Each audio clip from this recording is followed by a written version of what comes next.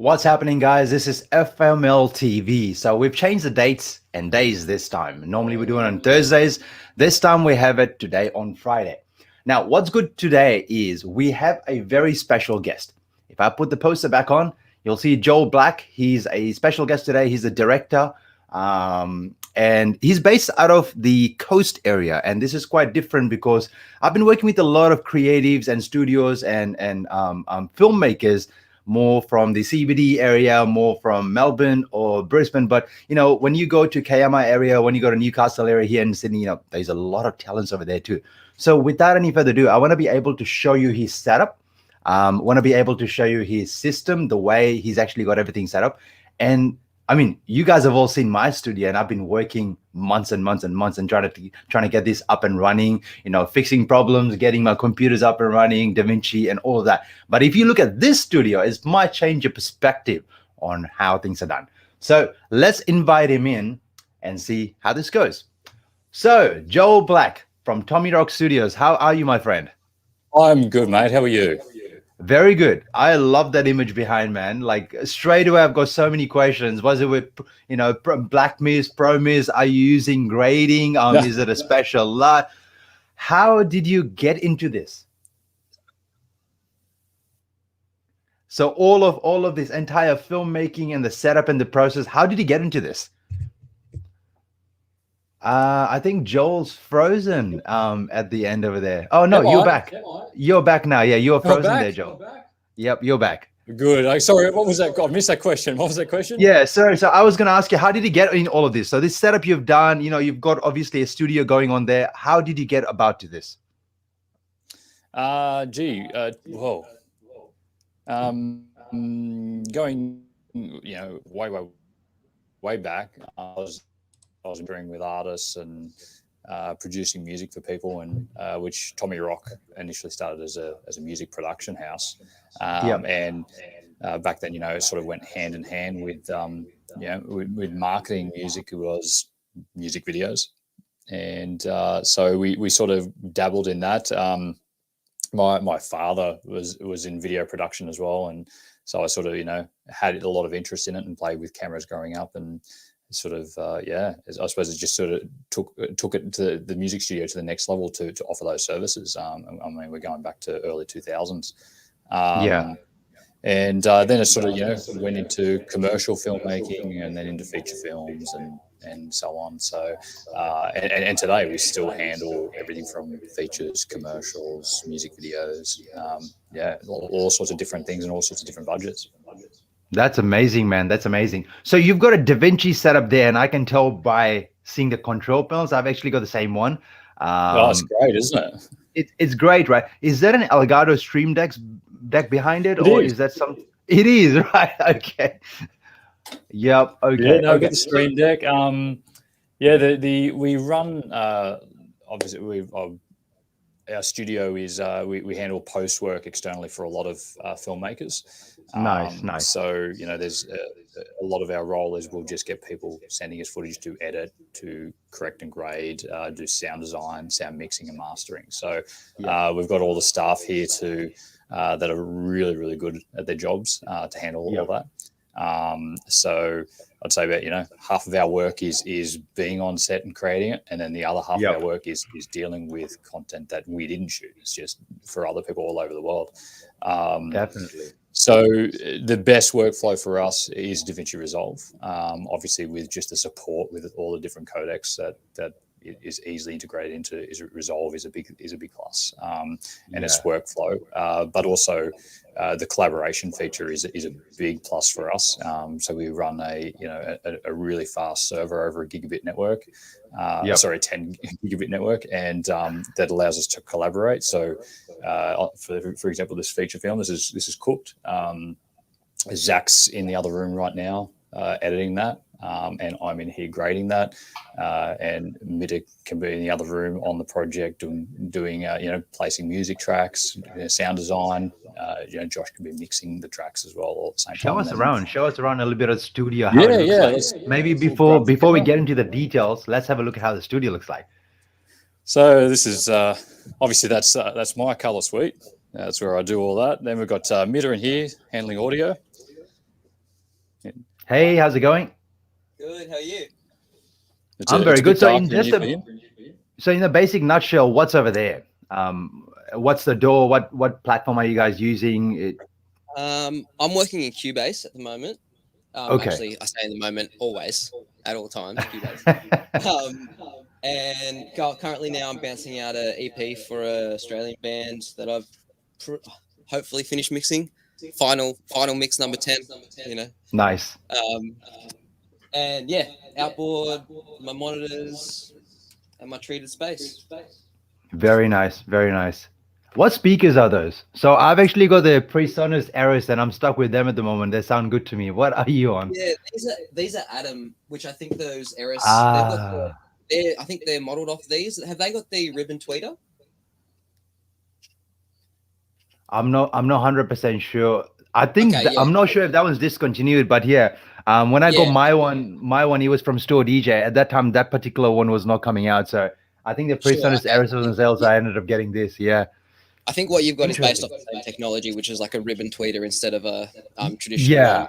Yeah. Which Yeah. they're like less fatiguing over time and a little bit more forgiving in the top end. Definitely. Well, this is amazing, man. Hopefully, I can get there one day and learn a bit more audio. That's really sick. Yeah, Keep it up. I'll show you. Sounds good. I'll make a trip soon. All right. What's next in the studio? So we've got our control room. Yep. So this is where we do a lot of obviously mid-level track bands, musicians. We do a lot of ADR.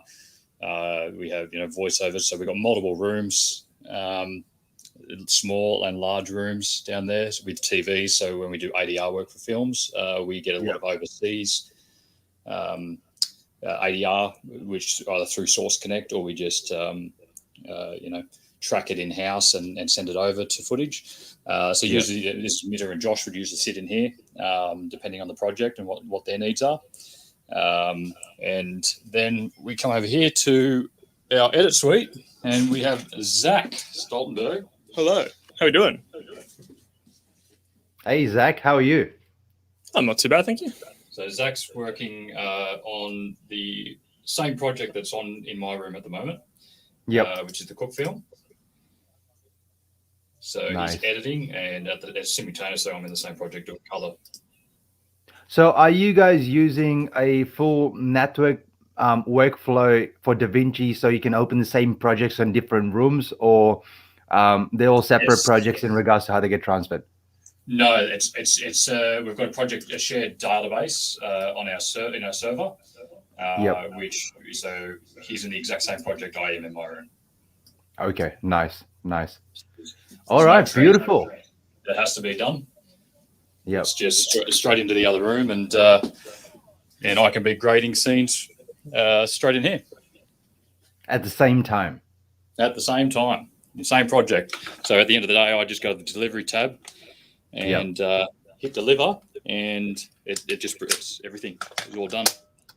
It's good to have a process in place because in that way, no matter how big or small the job is, at least you can know how to get them executed very smoothly. Mate, okay, so tell me this. That's definitely a Windows computer, right? Seeing all the bars, and that's a Mac. That's a Mac Pro that I'm using here. Yes, there's a bar on top. Okay, so you're using a Mac Pro. Have you used both different computers in past, Windows and Mac? And how have you found it? When I've always been Windows PC based, and it wasn't until I was kind of forced into the Mac world in 2012. I had a client that needed us to do some post work, and they had already cut in Final Cut. And unfortunately, we weren't finishing. They just wanted editing and then sending it back to them in Final Cut, and it was a little bit, I suppose, above their knowledge. Doing any sort of timeline export or anything like that. So we sort of went, you know what, let's grab a MacBook Pro so we can run Final Cut for this particular project, and that way we can bring it out of there, edit it, and then put it back in. And I fell in love with it. It was a great workflow. I found with Windows PCs and across that network, they're great, they're cost effective, but it was always up to me to troubleshoot something. If something wasn't working or crashing, maybe it was a piece of hardware that we updated. There's a lot of different hardware and upgrades you can do in a PC versus a Mac. But that also comes with having to troubleshoot any driver issues or, pieces of software that don't work with certain things or hardware that doesn't exactly run smoothly with each other. So the advantage for us as a business is Mac. Yes, it's more expensive, but we make money from the machines by using them. So it just makes sense to have a trouble-free environment in the office. So eventually, every single machine, including the servers, are all Macs now. Wow. So you must be really excited about the new chip coming out, the new chip that's out with the M1 Max. Yep. Yes, it looks very cool. Zach's in his room. He's got we're running the M1 Mac Mini for the edit machine, and it's fabulous. For editing, you're not going to be really above a 4K workflow for the next 5 years at least. Nice. Because output's all done in the finishing's all done in this room. So we've got the brand new Mac Pro here that does any output we need. But with the M1s, we had all older Mac Pros in here, and they're just demolishing those. So we've got M1 Macs in now. Midda's room, control room, and on the edit suite down there. So, and obviously we all have them at home as well. So they're the M1 Max is the Max processor is very exciting for what it can do. However, I don't feel that we don't need to get those in yet. Because the M1s are doing such a good job. See, for me, I am running a 5820K, very old i7 processor and still going through. It's okay. But I suppose the main thing that's actually helping me get this Davinci running smoothly is the 1080 Ti. Without that card, I probably would struggle a bit. I mean, there's better cards available nowadays, so I'm still stuck in that. You have a full-time, a horse machine there, and different departments doing different things, whereas we're a bit more independent, so we don't have that much of a need. I mean, I have been looking into building a quadripper for a little bit, I don't know if I should build a quadripper or actually just buy the new Apples, it's going to be quite interesting. And that's the question. Everyone's sort of, I get asked the question a lot. Obviously, people see photos of my setup, and they're always asking questions about my setup on the machine and things like that, and why I chose Mac over PC, and or what they should do, when they can get a PC cheaper. It's a never-ending debate. But look, really, like I said, I come from a PC background, and there's nothing wrong with PCs. They are cheaper, and Windows is great, does the job, but I suppose the things that people want to hate about Apple, which is, how it's sort of nannied a lot. It's locked down, like the App Store, and developers have to get certificates in order to release software. It's costly on them and things like that. And, you can't upgrade, particular machines. I mean, the Mac Pro is upgradable. But all that may be something to complain about for certain people. But to me, Apple are doing their job, which is making sure that everything that they build and the software that they write and software that other people want to write works with their hardware and their machines efficiently.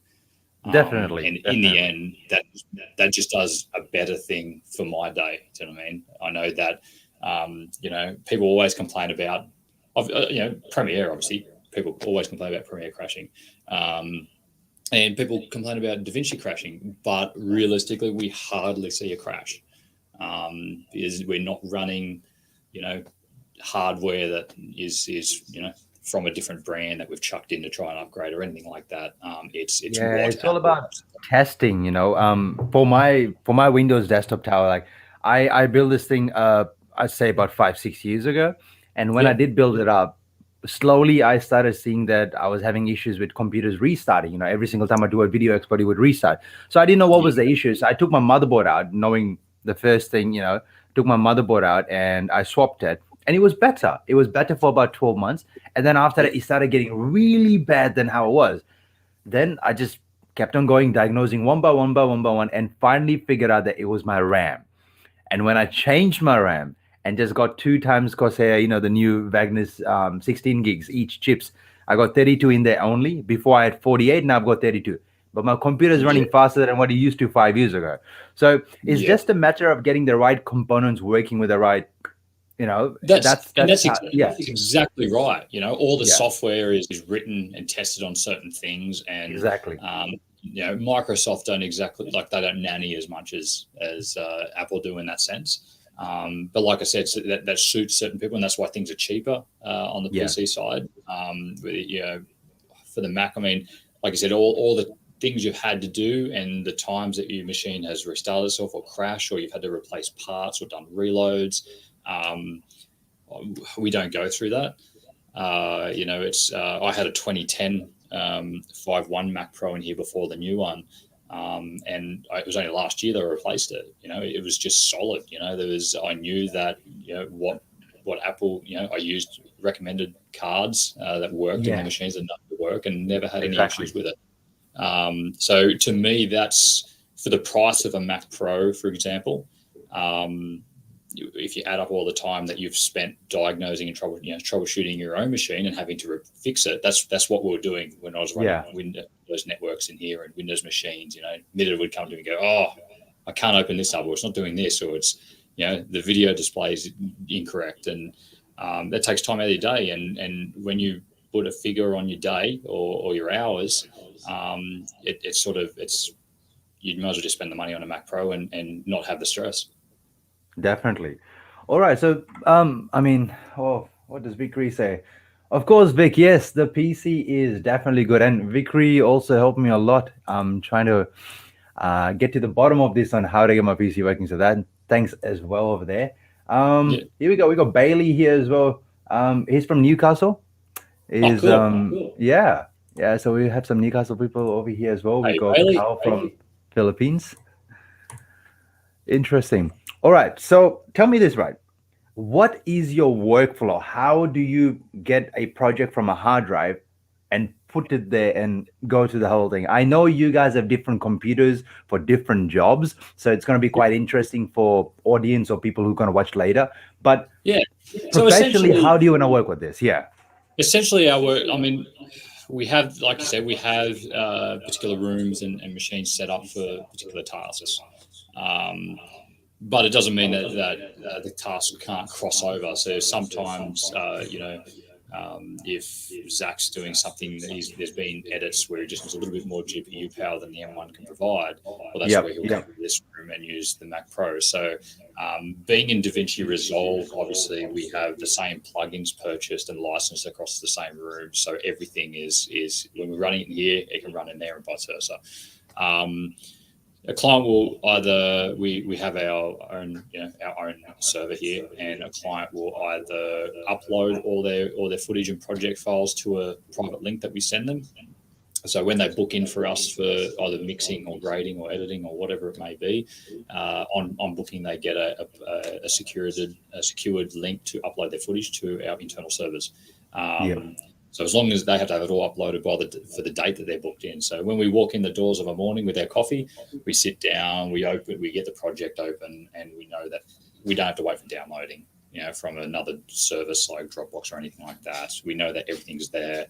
If the client doesn't make the deadline uploading all their footage for some reason, which rarely happens, but we know that we can postpone tomorrow booking and bring something forward. Exactly. Move you. So it's a good workflow. We can move things around if need be, because the footage is here ready for us to work. If someone drops footage into us or doesn't want to upload and want to post it, we get the hard drives or the T5s. And it's just a matter we plug it either directly into our server. And log onto our server and just have it dump the footage to the RAID server, or we can do it over network from one of the machines. But we tend to do it from the server so it frees up our machines. Because back to I suppose what we spoke about before with that, wanting no problems with the computer. You need it to work all the time. Clogging up your machine with rendering or copying files as well and using your network bandwidth is not ideal as well. So, there's USB, C ports on the server. So it's a matter of just plugging it in. I set it to copy, let it do its thing. It doesn't affect our workflow in here. And same with rendering. When we come to finishing or rendering, it's any big projects. It's at night time when we go home. You know, we set everything up to render at night, and we walk out the door and leave the machine on the render. So, and it renders straight back to our file server. So the client can log on and download the file straight away. We try to make the task as automated and as easy as possible. Everything that we put on our server, there's a second NAS RAID server set up next to it, and it duplicates straight away. So I suppose your servers. So is your server an Apple machine as well, or is it running a Windows server? We use QNAP servers. But we have a Mac Mini that runs as our database server. So there's a Mac Mini in there with the QNAP NASs, and it's running the SQL database for Davinci and also backup software. So our QNAP will mirror itself with a retention period of 48 hours. So that means if we do delete a file from our main RAID, we have up to 48 hours to pull it from the mirror RAID before it gets deleted. And then every night we have a unlimited backup service, which our RAID uploads to starting 6 o'clock every night. The reason we do that is it is pretty taxing on our internet connection, being the file sizes. So we use the out of here or not relying on the internet by 6 o'clock. So that's when it does its back up and stops at 9. So, and it has a never delete retention period. So we can go back 8 years ago and pull files down if we need them. So that's our workflow in terms of file storage. All our network, our servers run a bonded pair of 10 gigabit Ethernet ports to the network switches, and then feed into every room at 10 gigabit. So each machine has access to 900 to 1,000 meg read and write over the network. Which obviously, the internal SSDs and the Mac Pro and the M1 and all that are doing 2,000 to 3,000. So obviously you're going to get faster out of the SSDs, but it's just not cost effective our server is near 60 terabytes of data on it. And to have, we only keep active projects on it. To have that amount of space in SSDs is just too costly. So we just have a RAID to deliver that speed. So what RAID are you running? Are you RAID 5? RAID 5 and backup, RAID 0 on the main. Obviously, RAID 5, as you know, gives us a redundancy if a drive fails, but RAID 0 gives us faster speed. So exactly. Main working is 0, but the backup is 5. So basically it feeds to our rooms. So that's the database is on the Mac Mini server, which is what our Davinci Resolve projects connect to. So when Zach opens up his machine or open up this one or one of the other rooms, we all see the same projects. We can open up the same projects in collaboration mode. I'm usually working in the color tab here. Zach's usually working in the edit tab, and the guys will be in the audio tab, and we all do our own thing with the project. And it's just updated obviously on the database server, so we're all seeing the live changes refresh and happen. So is there a live backup as well? So let's just say the editor goes into the color and deletes something, and you need to pull something back. How does that work out? Yeah, so the database is backed up every day. In fact, it's every 15 minutes over to the server. So we do have a 15-minute period that we can go back and grab something like a project if we need to reopen a project. But Command Z always does the job too. It still works. It still works. It hasn't failed us once. Definitely. Hey, Joel. So I have been using Davinci myself for a long time, and the reason for switch was freezing, to be honest. I suppose I cannot blame the software 100% because that my computer also had issues. But after I went to Davinci, I just found it very easy to be able to have all the things that I want to do in one panel. Exactly. You can do editing, you can do audio there, you can color there. Those are the 3 things that I mainly do, and then there's rest as well. So the major question that I get from a lot of people is, okay, I've shot this footage on Sony camera, or I've shot it on a different camera, and we got multiple footage from different cameras in 4Ks, inconsistent resolutions. How can we make them smooth on timeline when they play it? What's your number one advice on that? There's multiple ways of doing things. There's multiple ways of caching. There's multiple ways of creating proxies. How do you do it? We don't. You don't. We don't have to. Right. Again, you just, this is the thing about, you look at a machine and it is daunting, the price of Macs, but we don't have to mess around, and it's time saving. So I know that I can come in, I can open up, like just the other day, I was doing a commercial with 8K red footage, and it's just no dramas. It just plays back smoothly. I mean, there's lots of factors that come into being able to have your playback smooth. Number one is your delivery, your drive speed. And we know that our server is delivering us 1,000 megabits a second to each room.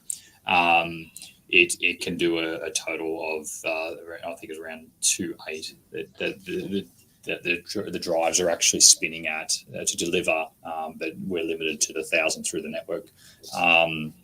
The other thing is obviously your processor and your graphics card and optimizing your software. There's plenty of ways to do that. The M1 obviously is a great machine, and most of the timelines, like Zach's working in a 4K timeline at the moment, because I'm doing color in 4K, and as you saw briefly, it's playing back completely fine, and there's color on that. Exactly. Do you know what I mean? It does get a bit boggy when I start to get really heavy on noise reduction and certain things like that. And Zach will let me know. I think it was yesterday. He let me know that it was getting a bit funny. But for him, and he's just got to hit the bypass color in his room. That's and it. Just that's the easiest way. That's how we work. But back when I had the 2010 Mac Pro 5.1, obviously I had to optimize a few things. Couldn't get the 10 gigabit Ethernet to work properly on that. So it was down to copying projects that we were using to SSDs and plugging them in. It was a really clunky workflow because then, for your backup and how we run here, we're having to then copy them back to the server for backup. It also, came into some issues with in Davinci Resolve, we worked everything in a 1080p project. Even if it was going to be a 4K delivery for the editing, so it was smooth, and then we'd flick it to a 4K to do our color. Davinci reads stuff great in proxies as well. If you're working in RAW, you've got all your different RAW settings for cameras, RE RAW and Red and Blackmagic and CinemaDJ, and you can select a lower resolution for it to read those RAWs from, which helps when you're editing as well. But it's there's ways to optimize it, but we find we don't really have to deal with that much here these days. Yeah. So is it the stock standard graphics card that came with it, or did you upgrade your graphics card on the grading computer? On the new Mac Pro, this is it was ordered with the 16s, and we've got room to go. So we've got room to go from 216s to 264s if we need to. So there's room to upgrade there. It's just for that's the memory, right? You're talking about the memory over there. Yeah. What about the graphics card? So you've got that many gigs on the graphics card. So are you running dual graphics card SLI or just going one? Dual. So dual. Okay. Depending on how you order it. So I don't know if you've been to Apple's website and you can. I think you can get 8 gig as base. I think. Yeah. It's been a while. But you can fit 2 graphics cards in there, and you can opt it with 264 Radeons by memory. Wow. But you can order all that. You can change the processor afterwards. But it does get quite pricey. Like fully spec, it's $80K. That's $80,000 Australian fully spec, and it's ridiculous. But again, if you're doing post work, that's you bring in $1 million a year for 3D renders or whatnot. Well, that's a cup of coffee. You're going to do it. Yeah, it's going to help your workflow. You're going to be able to bring in more millions because you're not waiting days for a render. It can do it in a fifth at the time. For us, we found the best for the work that we do at the moment. The 16 core processor was probably the best value for money. Yeah. And then the 16 gig card, and we added the second 16 gig at a later date. So we found that was the best value for money in the specs. Yeah. And hard drive space, we only need a terabyte because it's all on a RAID. We don't need any more than that. So opting to build, I think, comes down to for these sort of machines, you can get them a lot cheaper. You can spend 10,000 on one and get a good base that you can upgrade later on. And I think that's important because the prices of those components are only just going to come down, or as people upgrade, there's going to be secondhand parts on marketplace and stuff like that. Of people are replacing the graphics cards, and then just like, I can put another 8 or another 16 in, or another 32, or whatever your choice is. So they're great against the current M1s. I mean, the M1s are fantastic, and I'd recommend for anyone to use the M1s. I think they're great, especially for the money, which is why we have so many of them in here now. But in our tests, it was scary when we first got the M1 last year, and I got a timeline. And I filled it up with H.264, H.265, Cinema DNG, RAW, RE RAW, Red RAW, just a heap of different files, ProRes, noise reduction, color on all of them, and played it back on the M1 at 1080 on 1080 timeline, and there was no drop frames. And I'm like, okay, this is pretty cool. Then we changed the timeline to 4K, and all the footage was natively 4K, and it played back without dropping a frame with color and noise reduction. I was like, okay, this is kind of scary. We've spent $20-25 on a Mac, a Mac Pro, and now this $2,000 machine is doing the same job. It got very scary at that point because I'm like, I've wasted my money. But as soon as you started to really push your grays, or getting really integrated in it, and taking the timeline above 4K for any reason, or so I once I got above 4K, it was just dropping frames. And the Mac Pro in this suite, I got up to a 32K timeline and still didn't drop any frames. And I just gave up at that stage. It was like, I'm not going any further. But it really showed me the difference that the M1s are great for the value of money, but there is still a reason why these machines exist. But not to say that the M1s you shouldn't get, because in this world, they're freaking amazing. Like I said, we don't deliver anything above 4K timeline at this stage. That's true. So everything's going to become 4K, and after 4K, the resolution keeps on getting better. I hope TV manufacturers keep on coming out with better screens. It's just a matter of keeping in touch with the technology as well with computers. Look, a lot of people, some people prefer Windows, some people prefer Apple. It could be cost difference, could be personality in regards to what you like. But for me, I'm using the paid version of DaVinci. I'm pretty sure the same for you as well. Yes. So do you use Studio paid version or free version? The full. I mean, the free version is great. It's I recommend that to everyone that asks me what should they do. I say, well, for starters, there's a free version that's fantastic. Exactly. And you don't have to pay a cent for it. So until you need denoiser and different resolutions, and then you have to start going to paid version. But I believe the paid version is not too expensive, and it's quite affordable for filmmakers. No, I think it's been a while since we've had to purchase a copy, but I think it's around the $400 mark on there, or $450 or something like that. I still have the old dongle, so I'm lucky in just using the USB. That's right, yeah. And I think you can still buy dongle as well. You have the choice. It's now zero. Really? I'm pretty sure you do. But I mean, another important thing about the free version is it doesn't give you multiple GPUs either. So if you wanted to use multiple GPU cards, things like that. So there are, certain things, but this is why it's free. And like I said, even for free version, it's just stupidly powerful. I'd prefer it over anything. 100% recommendation here. Brilliant, mate. This is so good. It's lovely catching up with you. It was really nice to see on how something's set up professionally here in Sydney as well.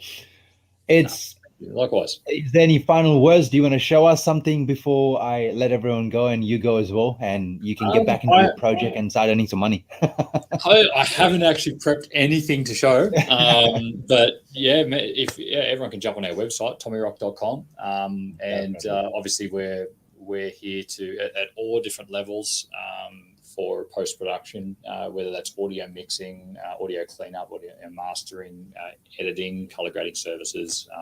We work with a lot of clients worldwide. So if there's any filmmakers that need our services, get in touch. We'd love to hear from them. There you go, guys.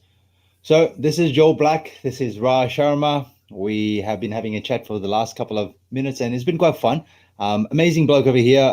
It's good to see that people are growing. There's new studios. There's a lot of things happening, and I have a big change coming up as well. So I will obviously advise that later on. In meanwhile, you guys keep in touch. Enjoy your day. Joel, thank you so much for coming on board. It has been a pleasure. Keep on editing. I really want to see some amazing work of yours coming out. Not that you don't do amazing work, but you need to publish more. We want to be able to see much more in regards to what you do, you know?